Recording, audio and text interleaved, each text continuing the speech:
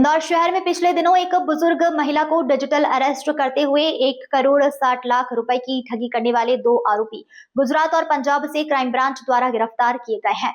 पकड़े गए आरोपी सोशल मीडिया और डेटिंग ऐप के माध्यम से प्रोफाइल चेक करते हुए 40 से 70 वर्ष की सिंगल महिलाओं और पुरुषों को टारगेट करते हुए ठगी का शिकार बनाया करते थे। दरअसल इंदौर क्राइम ब्रांच द्वारा ऑनलाइन ठग गैंग के विरुद्ध कार्रवाई हेतु स्पेशल टीम का गठन कर लगातार कार्रवाई की जा रही है, जहां पिछले दिनों एक बुजुर्ग महिला को डिजिटल अरेस्ट कर 1 करोड़ 60 लाख रुपए की ठगी के मामले में पुलिस ने गुजरात और पंजाब से 2 आरोपियों को गिरफ्तार किया। पकड़े गए आरोपियों ने पुलिस को बताया कि ग्रामीण क्षेत्र के लोगों के नाम से सिम कार्ड प्राप्त कर आरोपियों के द्वारा 350 से अधिक सिम कार्ड ठग कर गैंग को उपलब्ध कराए गए और कई अन्य देश में भी सिम कार्ड भेजे गए।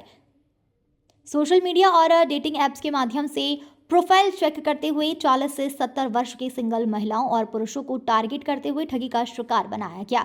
इंदौर में बुजुर्ग महिला को डिजिटल अरेस्ट के बाद एक ही प्रकरण में देश विदेश के कई कनेक्शन निकलकर सामने आ रहे हैं। बहरहाल बुजुर्ग महिला के साथ हुई ठगी में अब तक पुलिस ने 19 आरोपियों को गिरफ्तार किया है और आने वाले दिनों में एक बड़ी ठग गैंग का खुलासा होने की पुलिस द्वारा उम्मीद जताई जा रही है। कौन आरोपी है? यह आपकी जानकारी में होगा। ये पूर्व में एक डिजिटल अरेस्ट का मैटर हुआ था जिसमें एक महिला है वंदना गुप्ता, उनके साथ ये घटना हुई थी जिसमें उनको 4 दिन लगभग डिजिटली अरेस्ट किया गया था। ये 2024 में 11वें महीने में ये घटना हुई थी। उसके तत्काल बाद इसमें प्रकरण की गंभीरता को देखते हुए प्रकरण में कायमी की गई थी और इसके बाद में आरोपियों की युद्ध स्तर पर जानकारी ली गई थी। इसी जानकारी के तहत उस समय भी हमने आपको बताया था कि अभी प्रकरण में पूर्व में 17 आरोपी गिरफ्तार हो चुके हैं और उन आरोपियों के गिरफ्तारी के बाद से ये पता चला था कि इनका जो नेटवर्क है उसमें से ये नेटवर्क 3 पार्ट में होता है। पहला पार्ट ये होता है कि ये कोई टेलीफोन से बात करता है और इनको रिझाता है। दूसरे पार्ट में ये होता है कि फिर इनको अकाउंट नंबर चाहिए होता है जिसमें ये पैसे ट्रांसफ़र कराते हैं और तीसरे पार्ट में वो गैंग होती है जो अकाउंट नंबरों को उपलब्ध कराती है। तो कड़ी से कड़ी जुड़ने पर ये चीज़ सामने आई थी कि इसमें पूर्व में भी आपको बताया गया था कि एक लाओस एक कंट्री है जहाँ पे ये पूरा गैंग ऑपरेट हो रहा था और अब वहीं पे काम करने वाले 2 लड़के जिनका नाम है सौरभ सिंह वापी गुजरात और एक पतरस कुमार उर्फ कैलिस, ये फिरोजपुर सिटी पंजाब का रहने वाला है। ये दोनों वहीं काम कर रहे थे और उनको अभी पुलिस द्वारा इनको वहाँ से इनको यहाँ पे जहाँ इनका निवास स्थान है वहाँ से इनको उठाया गया है। पहले फिरोजपुर पंजाब से ये पतरस कुमार को उठाया गया, उसके बाद में फिर इसके निशानदेही पर सौरभ सिंह को वापी गुजरात से उठाया गया है।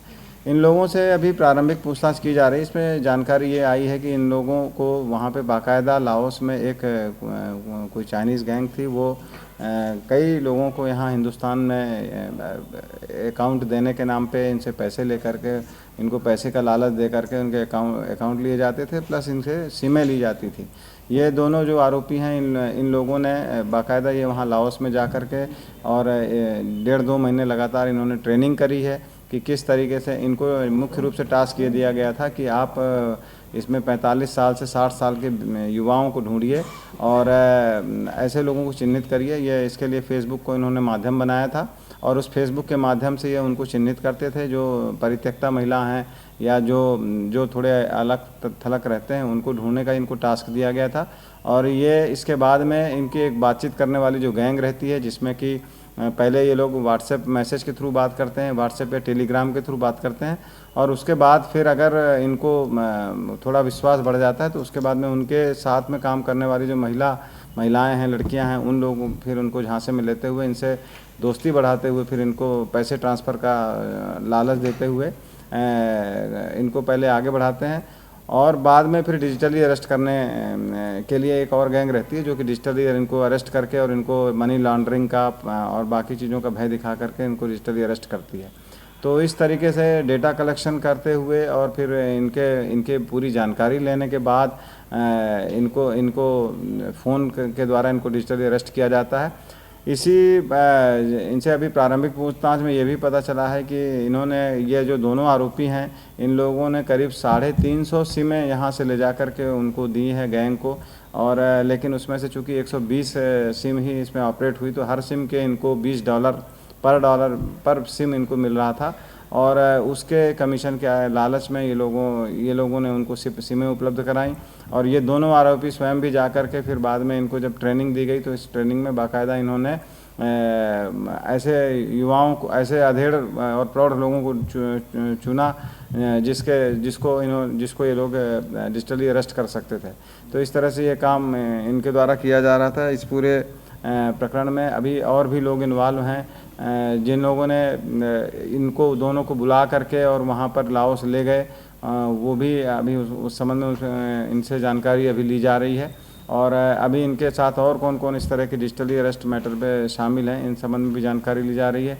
वो चाइनीज़ लोग कौन कौन थे उनके बारे में भी जानकारी ली जा रही है। इसको जब यहाँ से ले गया था तो इनके नाम भी वहाँ बदल दिए गए थे।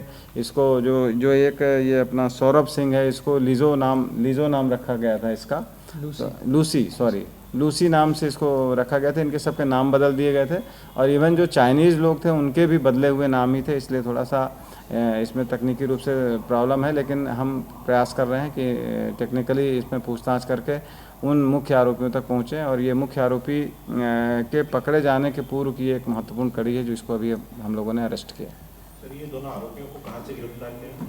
ये एक आरोपी इसमें पतरस कुमार और कैलिस है, इसको फिरोजपुर सिटी पंजाब से अरेस्ट किया है। और दूसरा सौरभ सिंह वापी गुजरात से अरेस्ट किया है। इन दोनों के अरेस्टिंग में हमारे टीआई क्राइम जितेंद्र सिंह की महत्वपूर्ण भूमिका थी। और इन्होंने हिकमत अमली से जाकर के दोनों को टेक्निकली डेवलप करने के बाद इनके सारे के मोबाइल नंबर बंद हो गए थे, लेकिन इसको पुनः एक बार इनको टेक्निकली इनका डिटेल निकालने के बाद इनको अरेस्ट किया गया।